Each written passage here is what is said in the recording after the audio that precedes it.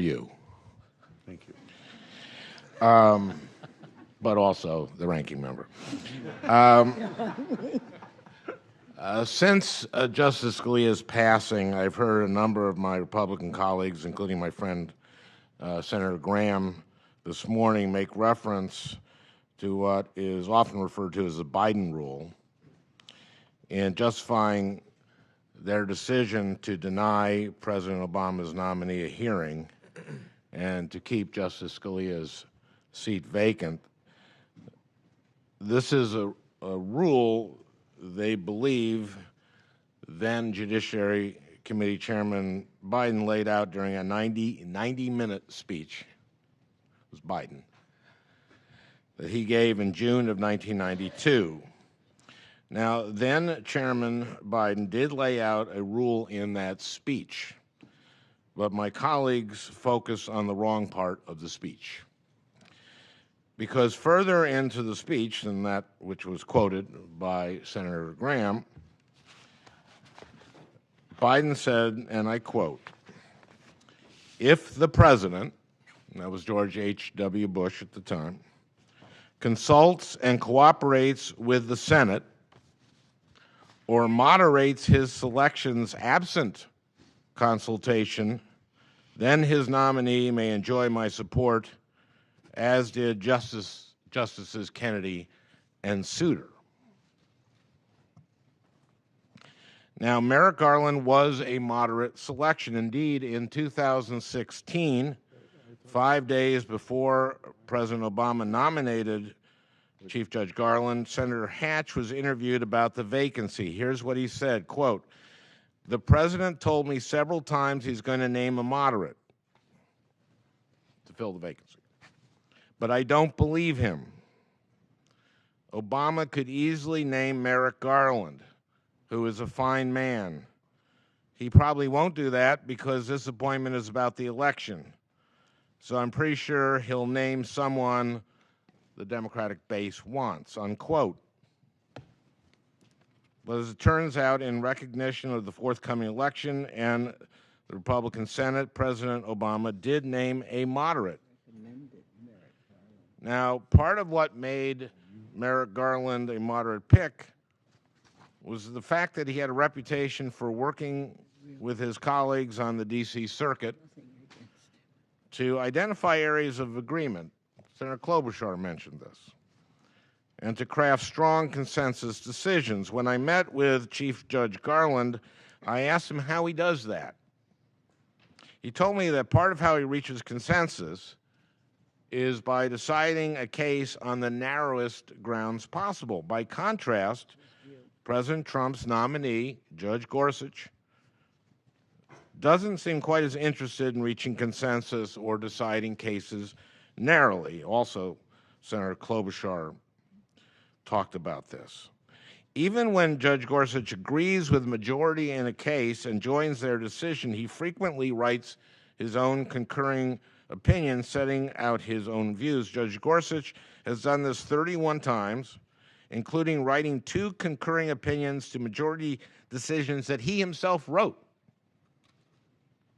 That's not seeking out consensus. That's holding his nose to join a consensus opinion and then writing separately to make clear that the decision would have been different if he could have persuaded his colleagues to see things his way, or perhaps to point the way to broader, more sweeping rulings in future cases.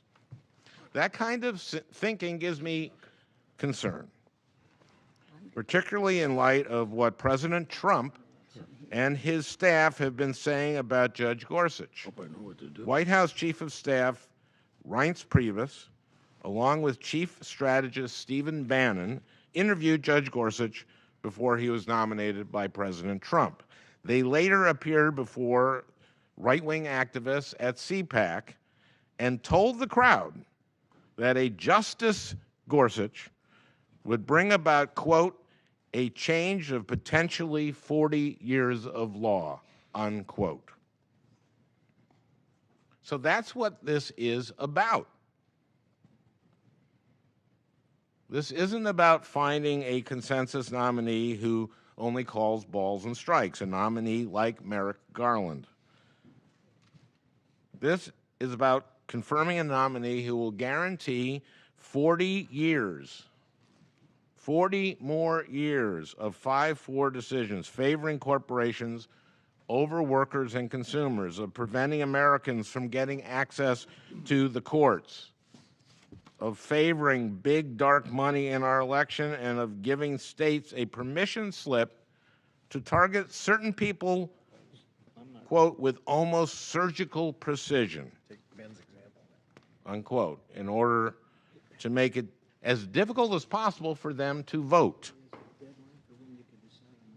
Now, Judge Gorsuch took great pains to paint himself as a mainstream nominee. He said that the 10th Circuit ruled unanimously 97% of the time that he was in the majority, 99% of the time. That's about right. It was actually a little less, but doesn't matter. But that's not unusual. It doesn't really provide any insight into his approach of being a judge.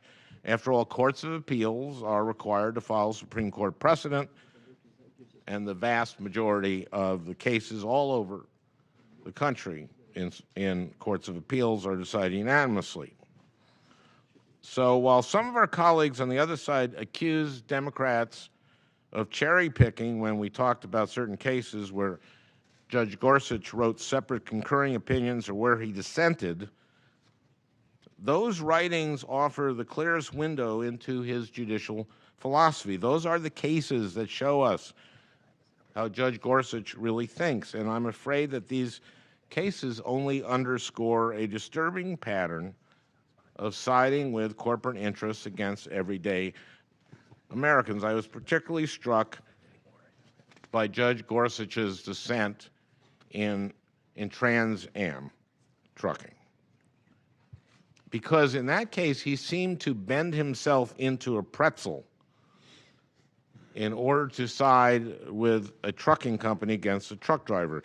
Now, you've all heard the story. Senator Feinstein described it again today and what the situation the driver was in. But I just want to review the two choices that the truck driver was given by the trucking company, presented by his boss, after he had waited 3 hours in 14 below temperature in a cab that had no heat. He had fallen asleep at one point, only to be woken by a phone call from his cousin, thank God. His cousin reported later that he sounded woozy, and he wasn't tracking, that his torso hurt, he couldn't feel his feet, he had trouble breathing. All of these are signs of hypothermia, according to the Mayo Clinic. His boss, after 3 hours, gives him two choices. He can wait there with the trailer and his cab. The trailer has his load, and its brakes are frozen, literally frozen. He can wait there, maybe freeze to death, or he can go on the interstate at 2 in the morning with frozen brakes. The fastest you can go then is maybe 15 miles per hour. This is 2 in the morning, it's dark, it's icy. People are traveling on an interstate 80, 85 miles an hour this time of night. You go 85 miles up a hill, you come over the hill, and suddenly you're coming down on a semi that's going 10, 15 miles an hour. That's like going 70 miles an hour into a semi that is stopped. That's his second option. Instead, Madden does what any of us here would do. He unhitched the cab and drove it down the road to get warm. And after he warmed up, he came back. But he was fired. He was fired for abandoning his cargo. Now, there's a law to protect people in Madden's situation, so he files a case. When it gets to the 10th Circuit, a 3-judge panel agrees with Madden, the driver. They find that the trucking company shouldn't have fired him, but one judge dissented, Judge Neil Gorsuch. Here's what I want to get to.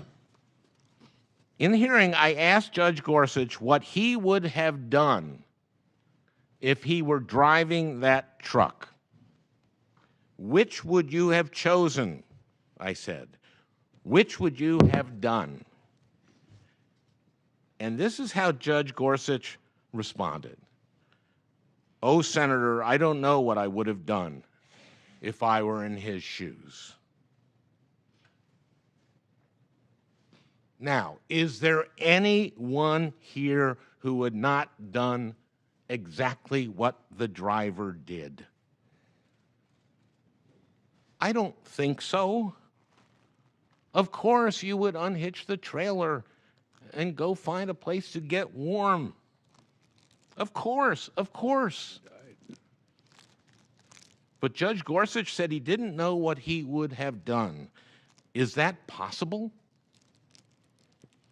I asked him if he had even given any thought to what he would have done, and he didn't answer that. So I asked him again. Given the choice of sitting there and possibly freezing to death or going on the road with an unsafe vehicle or doing what Mr. Madden did, what would you have done? Judge Gorsuch responded, Senator, I don't know. I wasn't in the man's shoes.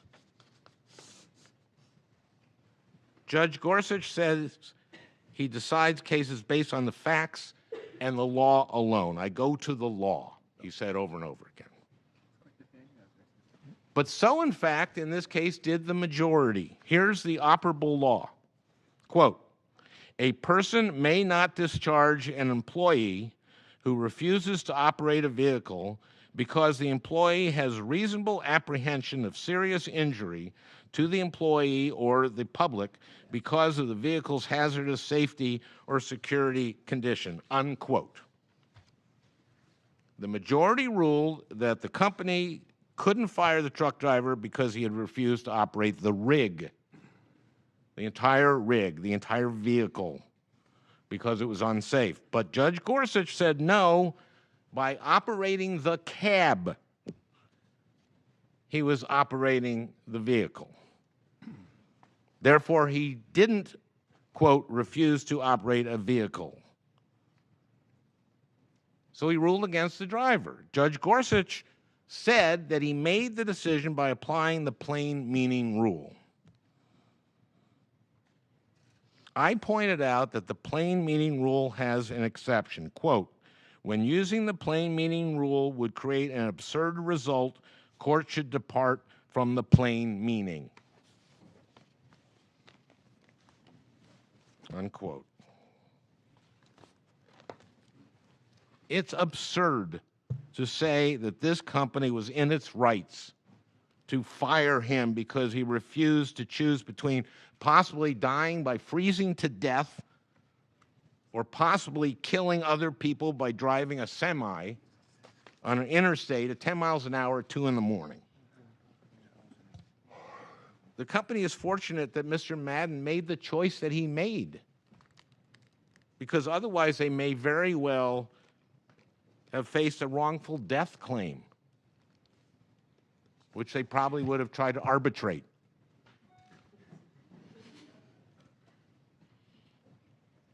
Now, everyone knows what Judge Gorsuch would have done in Alphonse Madden's situation.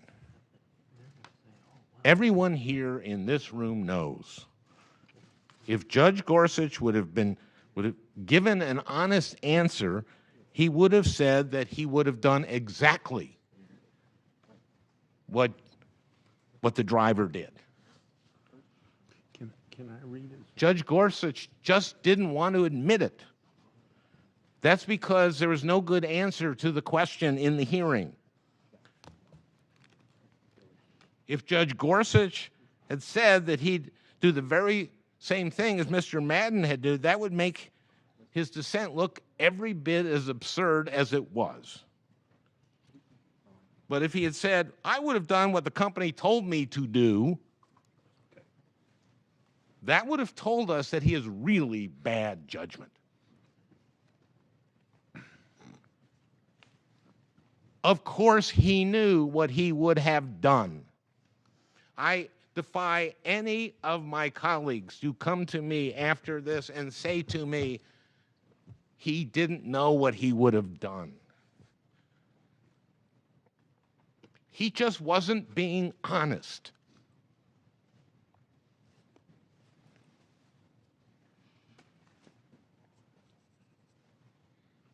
He wasn't being honest. Well, thank you. Frankly, there were a lot of questions Judge Gorsuch didn't answer in response to questions about precedent, about his judicial philosophy, and even about bedrock constitutional principles. Judge Gorsuch dodged, deflected, and obfuscated. His responses to Democratic members of this committee were cagey and evasive.